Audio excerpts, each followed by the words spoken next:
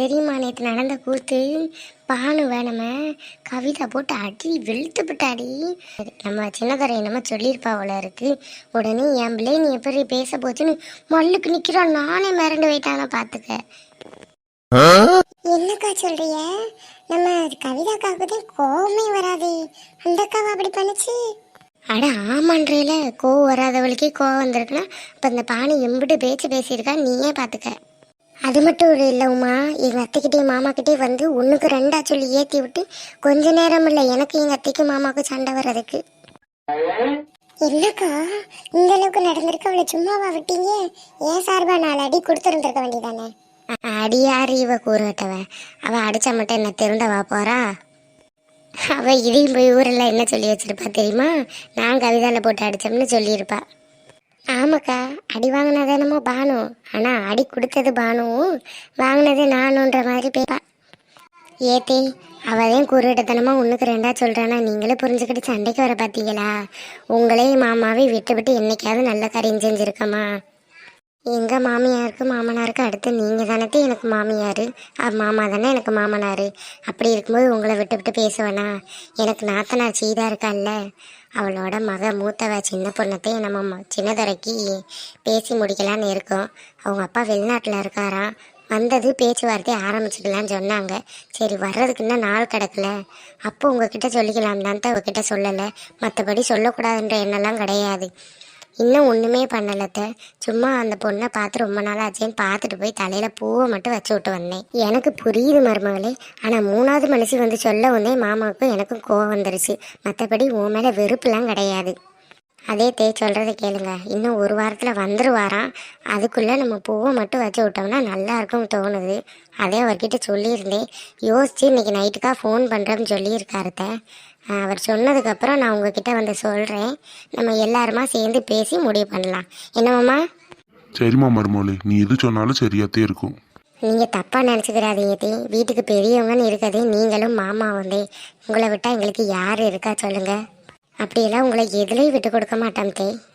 சரிம்மா மருமகளே. சரிடி உமா, இதை நினச்சிக்கிட்டு நீ அவளோட சண்டை போட்டுக்கிட்டு இருக்காத, விடு. அவள் அன்னைக்கே பேசியாச்சு, அவள் இனி நம்ம வழிக்கு வரமாட்டா. அவளோட நீ சண்டையெல்லாம் போட்டுக்கிட்டு இருக்காத. கவிதா நீயும் நம்பி. சரிக்கா. அப்புறம் நாங்கள் அவள் வழிக்கு போக மாட்டா, அவள் எங்கள் வழிக்கு வந்தால் கண்டிப்பாக நான் சண்டை விடுவேக்கா, அதையும் சொல்லிட்டேன். அப்புறம் நீ என்னையே கோச்சிக்கிற கூடாது. சரிடி, அதை அப்போ பார்த்துக்கலாம். இதே வாங்க டீ போட்டு தர, குடிச்சிட்டு போகலாம். இல்லைம்மா ஈசு, கவிதா பற்றி போட்டு கொடுத்தா குடிச்சிட்டோம், பிறகு வாரம். சரிங்க கதவு திறந்து கிடக்கு, வீட்டுக்கு போவா? சரிம்மா போ. மாமா போயிட்டு வரேன். சரிம்மா. அடியே உமா, கவிதா போயிட்டு வரேன். கோழியெல்லாம் அங்கிட்டுக்கு இங்கிட்டுக்குன்னு தெரியுது, நான் போய் அடைச்சி போட்டு வந்துடுறேன். சரிம்மா மருமகளே, போயிட்டு வா. ஏண்டி உமா, சண்டை நடக்கையில நீ இல்லையா? இல்லை பெரியம்மா, என் பிள்ளைகளுக்கு லீவ் விடவும் அவங்க பாட்டி வீட்டிலலாம் கொண்டு போய் விட போயிருந்தேன். இன்னைக்கு காலையில் தானே வந்தேன். அப்படியா? அதானடி பார்த்தேன். இல்லாட்டி நீ என் மருமகளோடு சேர்ந்து சண்டைக்கு போயிருப்பேல, அதே உன்னை ஆளை காணான்னு கேட்டேன். ஆமாம் பெரியம்மா, நானும் இருந்திருந்தா நானும் 4 கூட கொடுத்துருந்துருப்பேன். சரி பெரியம்மா, நான் வாரேன். அடியே சின்ன பொண்ணு, யாரும் இல்லை அடி. இருந்தாங்கன்னா என்ன கொண்டு போகிற, ஏது கொண்டு போகிற எல்லாமே பார்த்துக்கிட்டு தெரியவாளுங்க. அதே ஆள்லாம் நேரமாக கொண்டு போய் கொடுத்துட்டு வரலான்னு பார்க்குறேன். இல்லைம்மா, யாரும் இல்லை. சரி அப்போ வாடி. கௌ ஏக்கா.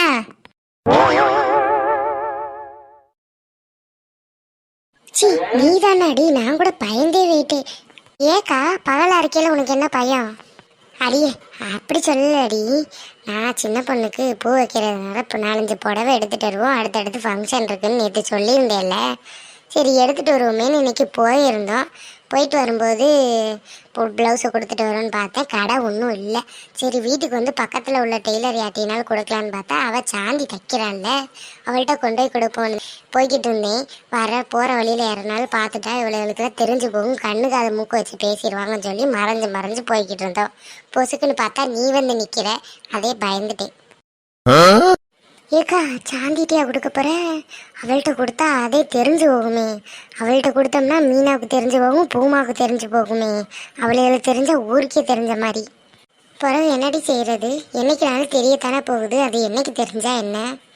இல்லக்கா, டவுன்ல கூட ஏதாவது ஒரு டெய்லர்கிட்ட கொடுக்க வேண்டியதானே? இல்லடி, பக்கத்திலே டெய்லரை வச்சுக்கிட்டு நம்ம தாண்டி கொண்டு போய் கொடுத்தோம்னா நாளைக்கு அவளுக்கு தெரிஞ்சா மனசு சங்கடப்படும். ஒரே ஒரு நாளைக்கு மூஞ்சில முழிக்கணும். அப்புறம் அது ஒரு மனஸ்தாபம் வந்துடக்கூடாதுல்ல. அவள்கிட்டே கொடுப்பா, அவள் நல்லாத்தையும் தப்பா. சின்ன பொண்ணு வந்து டிசைன் பார்த்து சொன்னான்னா அவன் நல்லா தச்சு கொடுத்துருவா. காசு கூட பொறுமையாக வாங்கிக்குவாடி. அதுவும் சரிடே. சரி, அதுக்கு எதுக்கு சின்ன பொண்ணை கூட்டிகிட்டு போற? புது பொண்ணு வீட்டோட இருக்க வேண்டியதானே. எதுக்கு 4 இடத்துக்கு போகும்போது புறம் கூட்டிக்கிட்டு திரியிற? கண்ணு பற்ற போதுக்கா? இல்லடி, அது இவ வந்தா டிசைன் பார்த்து சொல்லுவாள்ல. ஆமா, பெரிய பொல்லாத டிசைனு. ஏமா சின்ன பொண்ணு, உனக்கு ஆரி ஒர்க்கு போட்டா சரித்தானே? எனக்கு எப்படி தைச்சாலும் சரித்த. அப்புறம் என்ன, தங்கம்மோட பிள்ளையை பெற்று வச்சுக்கிட்டு நீ அவளை கூட்டிக்கிட்டே திரியிற? சின்ன பொண்ணு, நீ வீட்டுக்கு போமா. ஏண்டி? ஏக்கா, நீ சும்மாரு. சின்ன பொண்ணு, நீ வீட்டுக்கு போ, நாங்க தக்கை கொடுத்துட்டு வந்துடுறோம். சரி தே.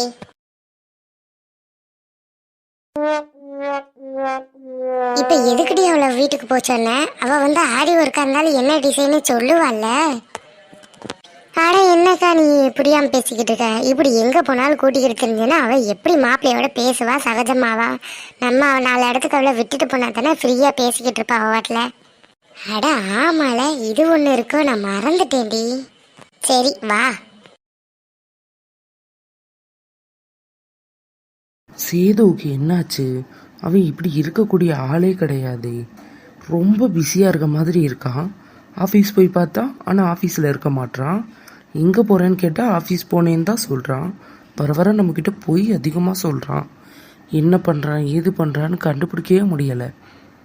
ஆஃபீஸில் தானே வேலை பார்க்குறான். ஆனால் என்றைக்குமே அவன் வண்டி இப்படி பெட்ரோல் இல்லாமல் நின்று நான் பார்த்ததே கிடையாது. அவன் சின்ன வயசுலேருந்து என்னோடய ஃப்ரெண்டு. ஸ்கூல் படிக்கும்போது, காலேஜ் படிக்கும்போது, இப்போது வேலைக்கு போகும்போது கூட அவன் என்னோட க்ளோஸ் ஃப்ரெண்டு. அப்படி இருக்கும்போது அவனை பற்றி முழுசாக தெரிஞ்சுக்கிட்ட ஆள் நான் தான். அதுக்கு சித்து கூட பெட்ரோல் இருக்கா இல்லையான்னு கவனிக்க மாட்டான் வேலை பிஸியில். ஆனால் ஆதி பைக்கு தான் அவனுக்கு உயிரே. அதில் பெட்ரோல் இருக்கா இல்லையான்னு எப்போவுமே பார்த்து டேங்கை ஃபில் பண்ணி வைக்கிற ஆள். அவன் எப்படி இவ்வளோ ட்ரை ஆக விட்டான்? Something wrong. நம்ம தான் கண்டுபிடிக்கணும்.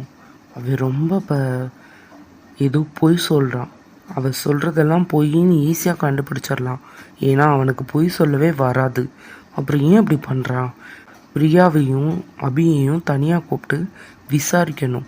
2 பேர் என்ன சொல்கிறாங்கன்னு பார்க்கணும். 2 பேரும் ஒரே இடத்துல வச்சு பேசணுன்னா கண்டிப்பாக 2 பேர் சொல்லி வச்ச மாதிரி பொய் சொல்லுவாங்க. தனித்தனியாக கூப்பிட்டான்னா அவள் என்ன சொல்கிறான்னு இவளுக்கு தெரியாது, இவன் என்ன சொல்கிறான்னு அவளுக்கு தெரியாது. அப்போது அதுதான் பெஸ்ட் ஐடியா. அப்போது நாளைக்கே நம்ம ஐடியா பண்ண மாதிரி நேரில் விசாரிக்கணும். ஏன் சொல்கிறேன்னா, ஆதி பெட்ரோல் போட கூட காசு இல்லாத மாதிரி ரோட்டில் நின்றுட்டு இருந்தான். நானும் போகாட்டி அவன் ரொம்ப நேரம் அப்படி தான் நின்றுருப்பான். கேட்டால் சமாளிக்கிறான். இதை இப்படியே விடக்கூடாது. என்னோட உயிர் நண்பன் அவன். எனக்கு எவ்வளோ கஷ்ட காலத்தில் அவன் ஹெல்ப் பண்ணியிருக்கான். இப்போ அவனுக்கு ஒரு பிரச்சனைனா நான் தான் ஹெல்ப் பண்ணணும். கண்டிப்பாக உண்மை என்னன்னு கண்டுபிடிச்சி அவனை அந்த பிரச்சனையிலேருந்து வெளியே கொண்டு வரணும். ச்சே, பெஸ்ட்டு ஃப்ரெண்டு என்கிட்டயே மறைச்சிட்டான் பார்த்தியா? அது ஒன்று தான் கஷ்டமாக இருக்குது. ச்சே, அந்த ஆளுக்கு எவ்வளோ தைரியம் இருந்திருந்தா காசை கொடுத்துட்டு ஏமாற்றி இருந்திருப்பான். அவன் மேலே எந்த தப்பும் இல்லாட்டினா எங்கள் அப்பாவுக்கு ஃபோன் பண்ணி சொல்லியிருக்கணும்ல. சார், இந்த மாதிரி 50,000 என்னால் கொடுக்க முடியல, 5,000 செலவுக்கு தேவைப்படுது, நான் எடுத்துட்டேன், அதனால ஆதிக்கிட்ட 45,000 தான் கொடுத்தேன்னு உண்மையை சொல்லியிருந்திருக்கணும். இப்படி ஏமாத்திட்டானே திருட்டு ராஸ்கல். இதுக்கு தான் யாரையும் நம்பக்கூடாதுன்னு சொல்கிறது போல இருக்கு. ச்சே, எவ்வளோ வாய்க்கு தம்பி தம்பின்னு சொல்லிட்டு இப்படி ஏமாத்திட்டானே திருட்டு பையன். அண்ணே, சேகர் அண்ணே, சேகர் அண்ணே.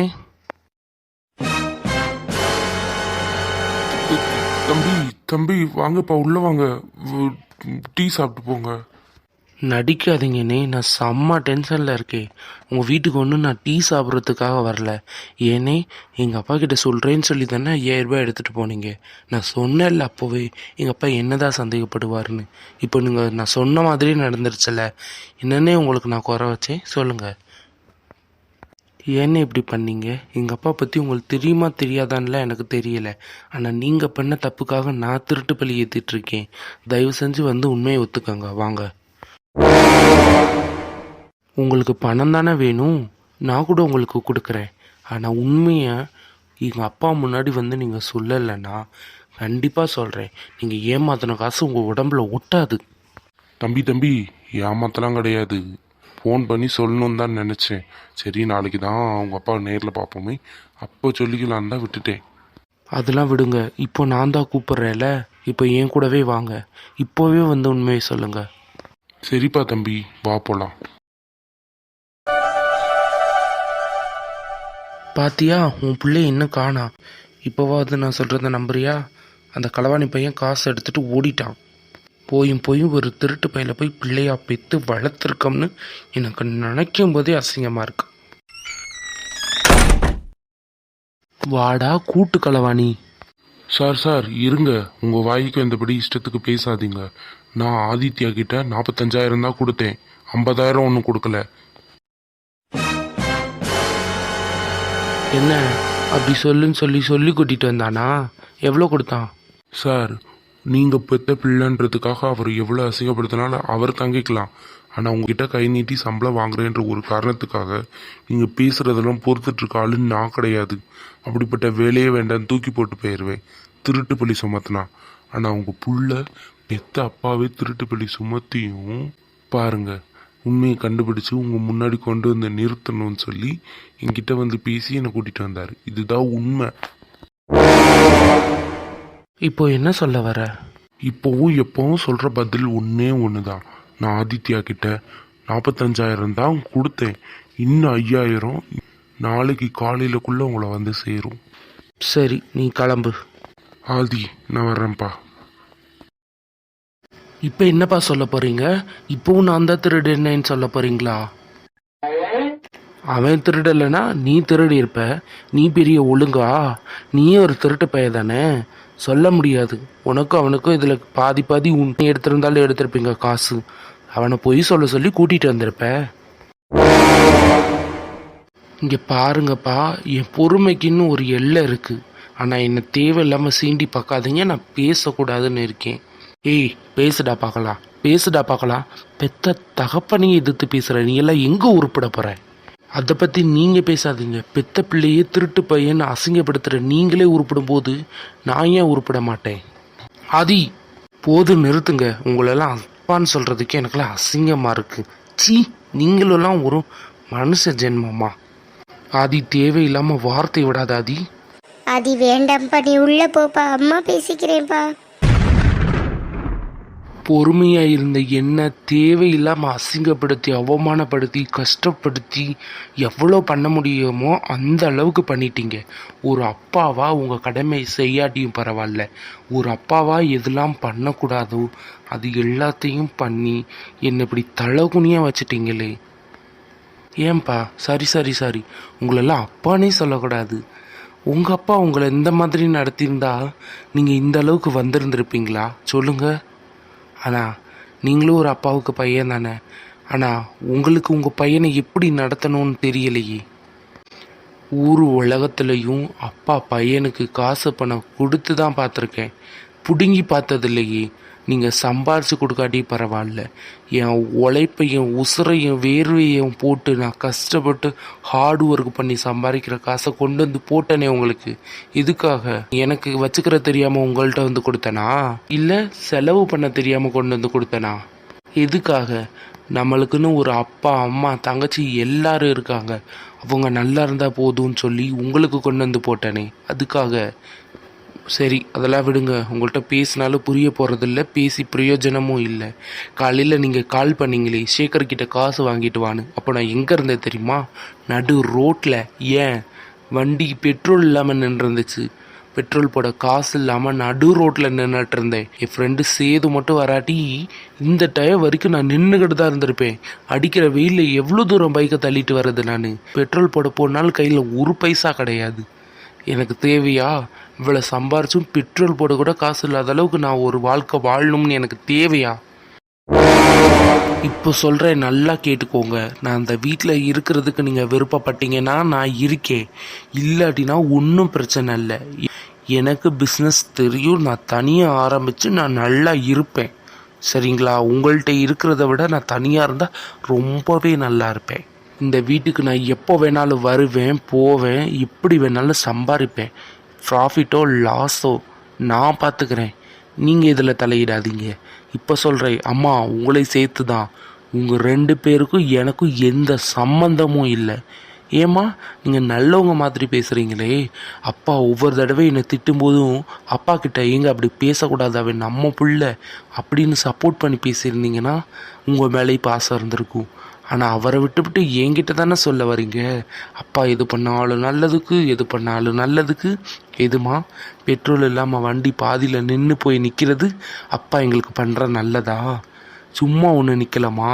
பெட்ரோல் போடாமல் ஏன்? காசு இல்லாததுனால பெட்ரோல் போடலை. ஆதி, வார்த்தையை அளந்து பேசு. உங்கள்கிட்டலாம் இப்படி தான் பேசணும். இன்னிலிருந்து உங்களுக்கு எனக்கு எந்த சம்பந்தமும் இல்லை. ஏதோ வீடு வருவேன் போவேன் அவ்வளோதான். அதுவும் உங்களுக்கு பிடிக்கலனா நோ ப்ராப்ளம், நான் அந்த வீட்டுக்கே வரமாட்டேன். நான் கிளம்புறேன். பாத்தியாடி உன் பிள்ளைய எப்படி பேசிட்டு போறான்னு பத்தியா? அவ பேசுறதுல என்னங்க தப்பு இருக்கு? ஒரு நாளையில பிள்ளைன்னு மதிச்சு அவங்கிட்ட பாசமா பேசியிருப்பீங்களா? எப்ப பார்த்தாலும் சிடு சிடுன்னு விழுந்துக்கிட்டு நல்லது பண்றேன் நல்லது பண்றேன்னு நல்லது தவிர எல்லாம் பண்றீங்க. அவன் பொறுத்துட்டே இருந்தான், இப்போ தாங்க முடியல பேசிட்டு போறான். நான் என்ன பண்ண முடியும்? அதானே, உன் பிள்ளை ஒன்ன மாதிரி தானே இருப்பான். ஆமாங்க, ஆமா, என் பிள்ளை என்ன மாதிரி இருக்கிறதுனால தான் இவ்வளோ வருஷமும் நீங்க பண்ற கொடுமையை சகிச்சுக்கிட்டு இருந்தா. இல்லாட்டி வேற ஒருத்தனா இருந்தா நடந்திருக்கதே வேற. பாத்துக்கோங்க. என்னடி வாய் நீளுது? இனியும் வாய் நீளலனா உங்கள்கிட்டலாம் வாழவே முடியாது, கொன்றுவீங்க. சக்தி, உங்க அப்பாவுக்கு ஃபோன் பண்றே. அந்த பண்றேம்மா.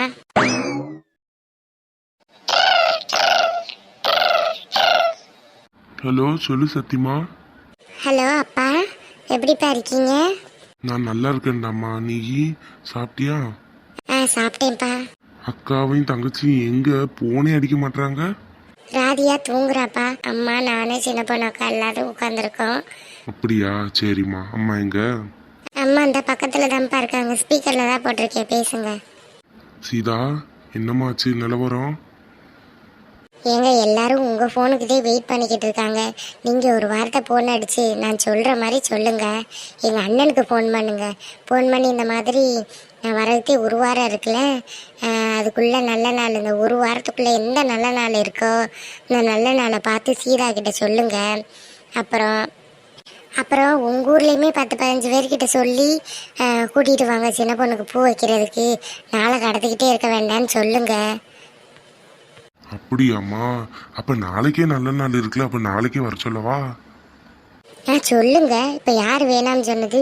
சும்மானாலும் வயசுக்கு அந்த பிள்ளைகளை எத்தனை நாள் வீட்டிலே வச்சுக்கிட்டு இருக்க முடியும் சொல்லுங்க? இவ ஒருத்தி மட்டுமா? இவளுக்கு அடுத்து இன்னும் 2 பேர் இருக்காளுங்க. 3 பேரை கரை சேர்க்கணும்ல. நாளை ஏன் கடத்திக்கிட்டே போகணும்? அதனால நீங்கள் நாளைக்கே கூட வர சொல்லி சொல்லுங்க.